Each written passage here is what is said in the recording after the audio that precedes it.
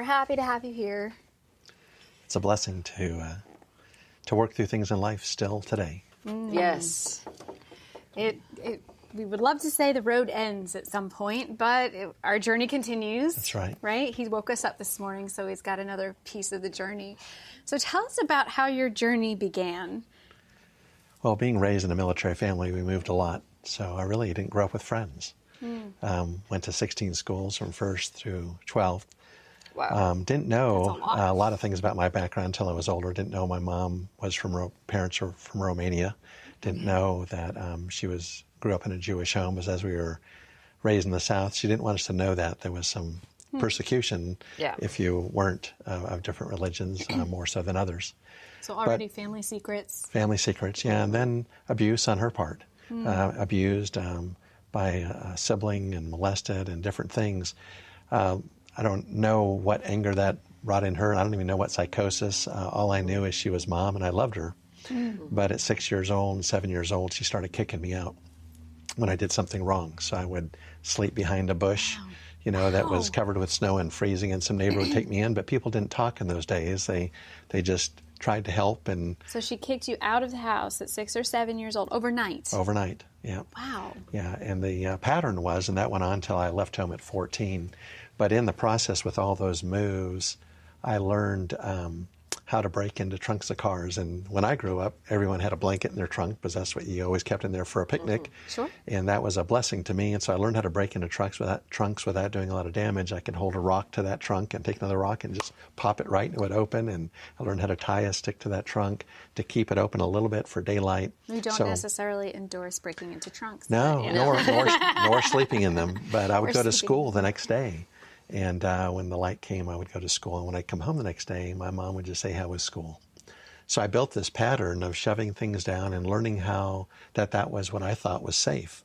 But what I defined myself as was a bad boy, that I was bad and I really wasn't worth loving. And if anyone ever got to know me, they wouldn't love me either, because my mom knew me and she didn't. Was your mom. And she was my mom. Yeah. And so I knew I wasn't worth loving. And so that was a really hard process to go through. And then finally, at their divorce, when I was 14, I got freed a little bit, in a sense, because I left home. And I went to live with grandparents who I really didn't know, and I started a new life at 14. And so that pain, plus the generation that I was brought up in, it was kids are to be seen and not heard. Yeah. Yep. And then later on, after I got married, it came out books that were good books, but titles like Emotions, Can You Trust Them? And the answer was obviously no, and so I learned not to trust emotions, in fact, not to show emotions, in fact, live with a mask, to be strong and to be happy and to care about others and a lot of good things. But I learned the good can be the enemy of the best, because as I continued to press those things down, I entered into marriage with that game and the belief that I wasn't worth loving.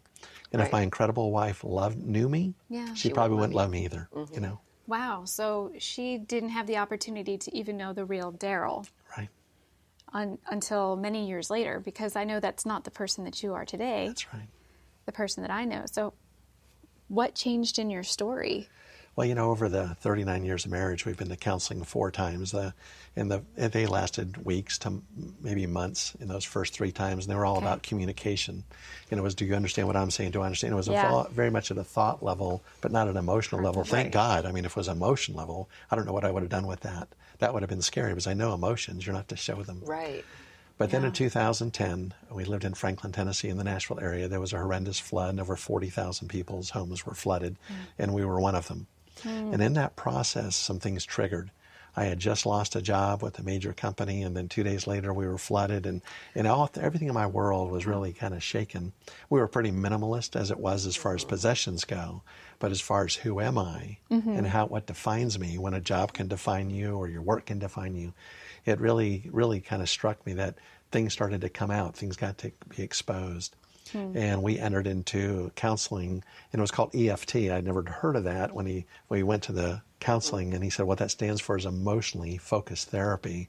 I didn't outside, but inside I rolled my eyes several times thinking, what have I gotten into? I thought all therapy was emotionally focused, but that's just me. So this is interesting. So it was very new to me.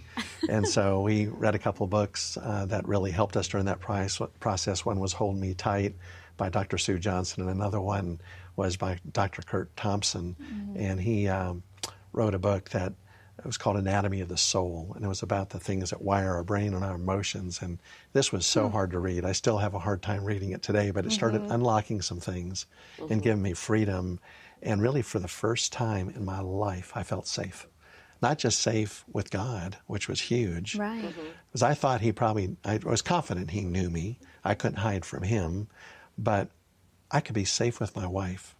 And she was a woman, like your mother had been. Very much. And she never was like my mother, but she was the image of a mother to my children. Sure. And I could still the same fear if she ever really knew me, would she love me?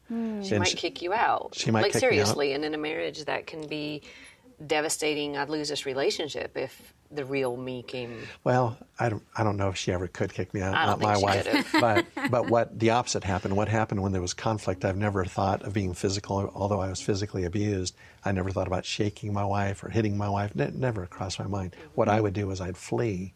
And I'd flee for hours or sometimes even 2 or 3 days at a time. You'd kick yourself out. I'd kick myself out. Wow. And what happened when I came back was the same thing that happened with my mom. When I come back, my mom would say, "How was school today?"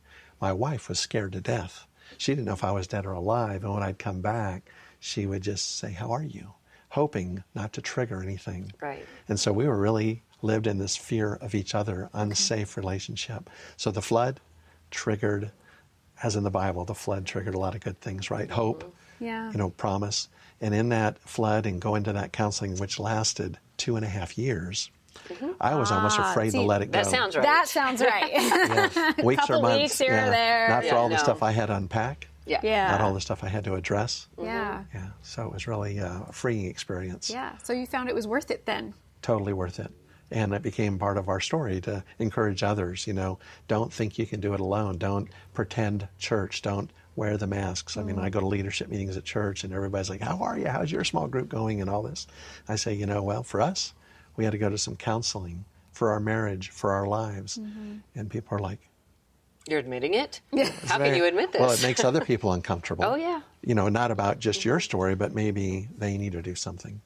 Right. It's shining a light on, there was a problem and we got help. And then, oh no, for them, it shines a light into their life just a little bit. So yeah, they can feel uncomfortable. Absolutely.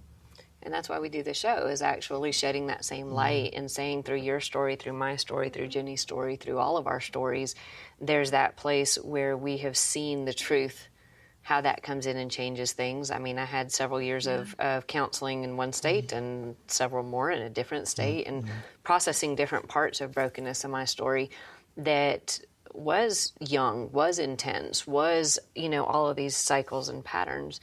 But if we shut down like you did, like I did, like we've all done stuffing or shutting down or whatever our version of it is when there's trauma or brokenness there, then we're not healing. And we're actually projecting more of that shutting down and facade-oriented living to everybody around us. Like everyone needs to have a facade. How come your facade isn't as good as it should be? Like, wait a second. We need to start being not good enough, right? Yeah, we need to start being real. And you found life, you found healing, you found like tell us more of the redemptive side, because I know you do really reach out and help a lot of people.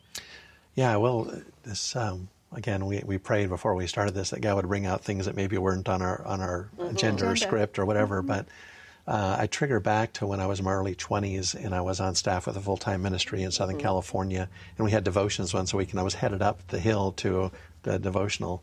And I was running a little late, and all of a sudden I saw many people ahead of me, but one girl who was struggling up the hill, physically struggling, looked like she was in pain. I thought maybe she had fallen or something. "Are you okay?"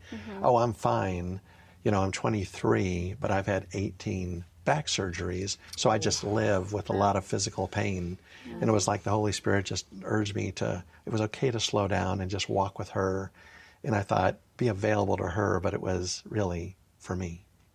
And she said, what God has brought through all this pain is a verse out of 2 Corinthians 1, 3 through 5. And I've memorized part of it, but I shared it, I captured it here, but it says, "Blessed be the God and Father of our Lord Jesus Christ, the Father of mercies and God of all comfort, who comforts us in our affliction, so that we may be able to comfort those who are in any affliction or every affliction with the comfort with which we ourselves are comforted by God. For just as the sufferings of Christ are ours in abundance, so also our comfort is abundant through Christ."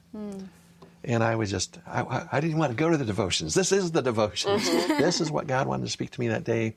And I said, He must have opened so many doors for you to have a ministry through your pain. And she says, I thought it would be to other people who have physical pain.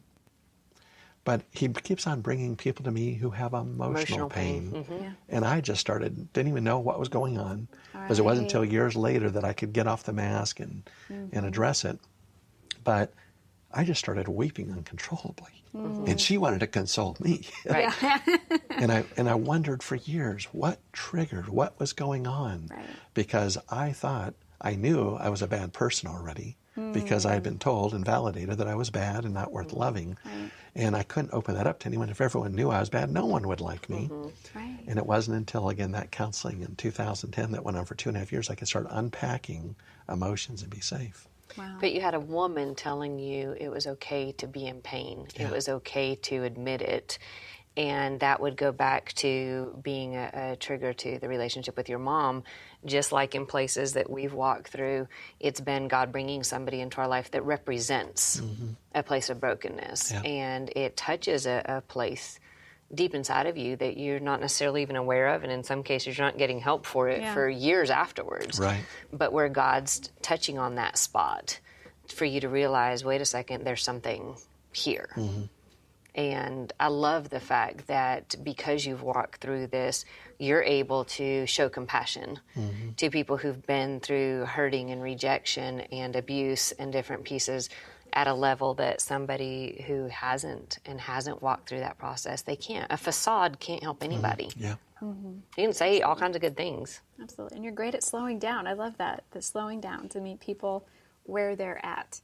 And you did it physically that day, but she was doing it emotionally for you as well. Yeah. So That makes him symmetry. That makes you our ex-victim. Our ex-victim of the week. We want to celebrate you and all that you've been through and all of the healing that's happened in your life. And you don't have to wear a pink shirt that says ex-victim like mine. I haven't gotten that touch with myself. Let's do that.